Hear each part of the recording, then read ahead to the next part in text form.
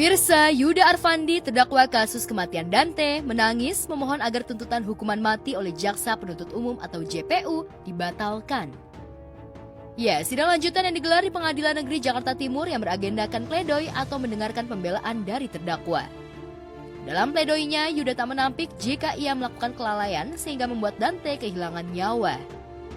Namun tuntutan hukuman mati atas dirinya oleh JPU dianggap Yuda terlalu berlebihan. Itu sebabnya Yuda membacakan pledoinya sambil menangis. Atas timbulnya korban atau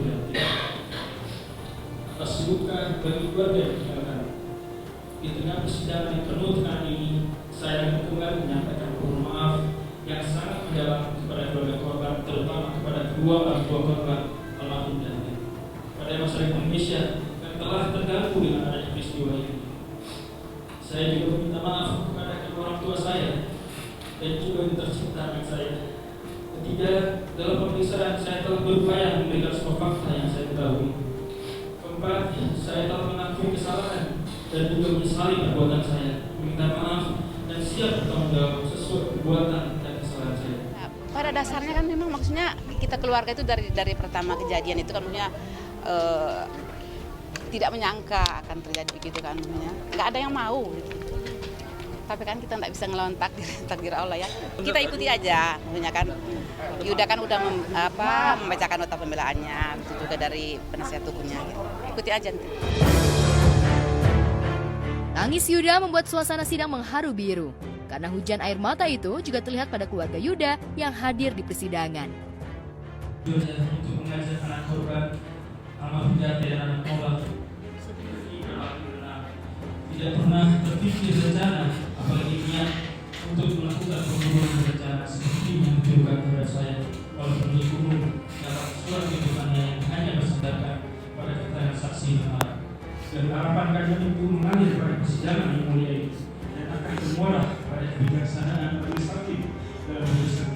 Iya, terharu, maksudnya gini kan sebenarnya kan memang Yuda kan bukan mau merencanakan pembunuhan atau mau membunuh, bukan ya gitu. Ngapain juga maksudnya ke anak kecil gitu mau dibunuh, kasihan ya gitu. Tapi nanti aja ya teman-teman, kan masih panjang ini. Oke? Jadi minta maaf kepada anaknya, kepada mamanya. Dari pertama kejadian Yuda udah minta maaf, begitu-begitu kami keluarga. Tapi kita nggak tahu kan dari pihak sana yang mengatakan tidak.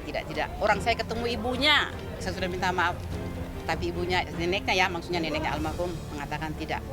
Oke? Sementara itu, Daliun Salian, kuasa hukum Yuda, dalam pledoinya menyatakan jika tuntutan JPU agar kliennya dihukum mati kurang berdasar hukum yang kuat. Ia bersama timnya menyertakan juga sejumlah bukti yang dianggap mampu menggugurkan tuntutan JPU. Pada kesempatan ini, kuasa hukum Yuda juga menegaskan jika Yuda tidak melakukan pembunuhan seperti yang dituduhkan oleh JPU. Untuk itu, Daliun meminta ketegasan dari pihak pengadilan bahwa kliennya dapat dibebaskan. Pembelaan itu ada kalau dalam tuntutan jaksa ya, kita menanggapi itu bahwa kenapa sampai jadi hukuman pembunuhan berencana yang dituduhkan, kemudian hukuman mati dengan alasan tidak menyesal dan perbuatan sadis. Nah, itu berbagai hal yang kita tidak sependapat dengan jaksa. Satu, bukan kita tidak merasa bersalah, kita bersalah. Tetapi yang dipersalahkan itu ya tidak pada tempatnya. Macam pembunuhan berencana, ataupun pembunuhan, ataupun kekerasan terhadap anak akibat mati. Yang ada di fakta setelah kita persidangan itu kelalaian. Jadi sungguh tidak mengerti si terdakwa kalau anak ini kelelahan, tidak pada saat itu tidak mengerti. Itu bisa dibuktikan bahwa semua pengunjung itu masih ada belasan. Tidak ada yang melihat bahwa itu aneh, umpama anak itu berontak, dia nangis. Kalau memang dipaksa tentu orang akan, sekalipun dia tidak berpikir, ada gerak refleks. Ya, dia akan berontak, dia akan nangis, dia tidak akan mau lagi. Ternyata akan normal saja. Kesalahannya di situ primernya yang diakui. Jadi salah kalau dikatakan bahwa dia tidak menyesali. Dia menyesali tetapi tidak dalam konteks pembunuhan. Sementara itu, kedua orang tua Dante, Tamara Tiasmara dan Angger Dimas tidak terlihat hadir di persidangan kemarin siang. Namun Tamara tak segan mengungkapkan isi hatinya ketika mengetahui aksi banjir air mata Yuda dan keluarganya di persidangan. Lebay.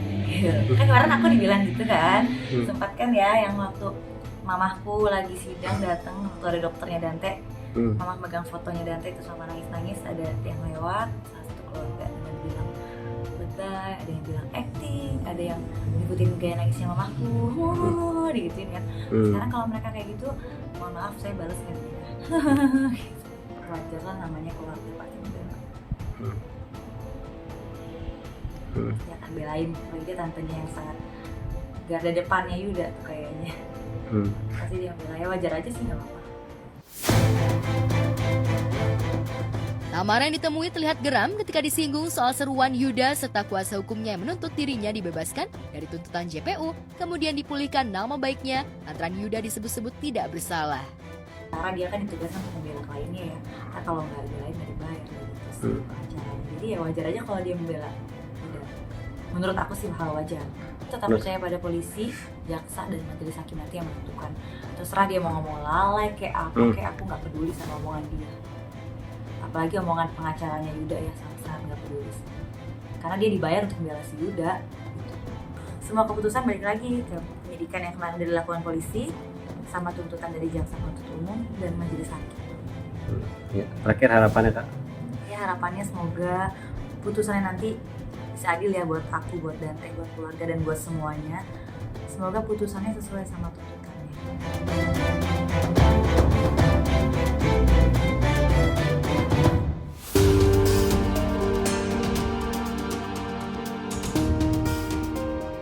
Sementara itu, suasana tegang begitu terasa ketika Romeo yang selama ini hilang mendadak muncul di hadapan keluarga Baskara Cakradinata. Baskara yang tak kuasa menahan rindu begitu melihat Romeo, tiba-tiba jatuh pingsan setelah sempat memeluk Romeo.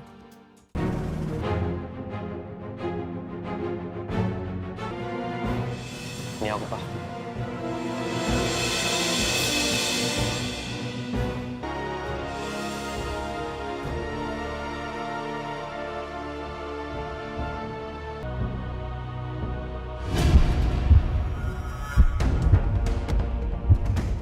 Papa kenapa, Pak? Penyakit jantung apa kamu, Pak? Pak? Bro, bantu gua, bro. Gua panggil ambulan nih. Enggak sempat, kita harus bawa ke rumah sakit sekarang. Bukan hanya Baskara, wajah tak percaya jika Romeo masih hidup terlihat jelas pada wajah kedua orang yang ingin melenyapkan Romeo, Ajeng, istri Baskara dan praselingkuhannya. Ternyata Romeo benar-benar selamat. Apa udah berhasil nemuin dia? Syukurlah kamu ditemukan dalam keadaan sehat. Lu baik-baik aja kan, bro? Makasih semuanya. Om Romeo sudah pulang. Di sisi lain, kemunculan Romeo membuat bahagia Alicia, adik Rangga. Alicia bahkan tak mampu menahan diri dan langsung memeluk Romeo. Sementara Yasmin yang berada di belakang Alicia terlihat memalingkan wajah sambil cemberut. Yasmin cemburu? Aku nggak boleh cemburu di saat seperti ini. Aku tahu situasinya juga rumit bagi Romeo. Jadi aku harus maklum. Meski tetap saja rasanya tuh nggak rela lihat Romeo dipeluk sama Alisa.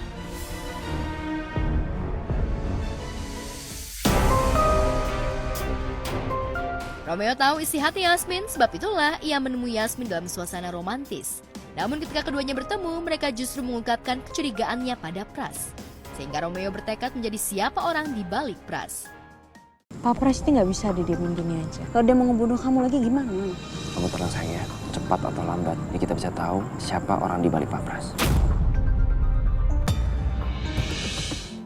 Kamu kenapa sembunyi-sembunyi dari Papa? Aku masih mau menyelidiki pelaku penembakan aku, Pak.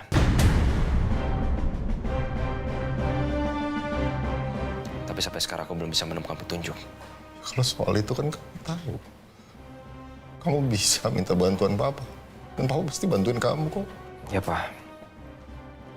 Tapi masalahnya aku nggak mau sampai penembak itu tahu aku masih hidup. Aku nggak mau sampai keluarga aku, orang-orang terdekat aku, jadi sasaran orang itu. Iya, Papa ngerti. Lantas benarkah Baskara juga mencurigai istrinya? Dania. Jadi dia adalah private detective yang memang cukup terkenal gitu lah di kalangannya. Sampai akhirnya dilirik sama Pak Baskara untuk menyelidiki kasus siapa yang membunuh Romeo. Itu plot aku love romance-nya nggak ke Romeo, emang nggak. Cuma lagi namanya ini sinetron ya, Allahualam. Apapun yang terjadi bisa terjadi di esok hari. Kita akan taunya H-1 gitu. Jadi aku sih sangat berharapnya tidak ya, supaya memang apa plot yang udah dijalanin sekarang ya terus berjalan aja. Dan aku baca-baca kan katanya sinetron ini lumayan banyak intriknya ya. Jadi aku nggak pengen menambah-nambah bubu untuk masuk ke dalam di antara mereka sih. Dania sudah menyelesaikan banyak teka-teki kejahatan, mulai dari hal mudah sampai hal yang bisa mengancam dirinya. Alfi, tolong siapin kontrak untuk Dania. Baik, Pak.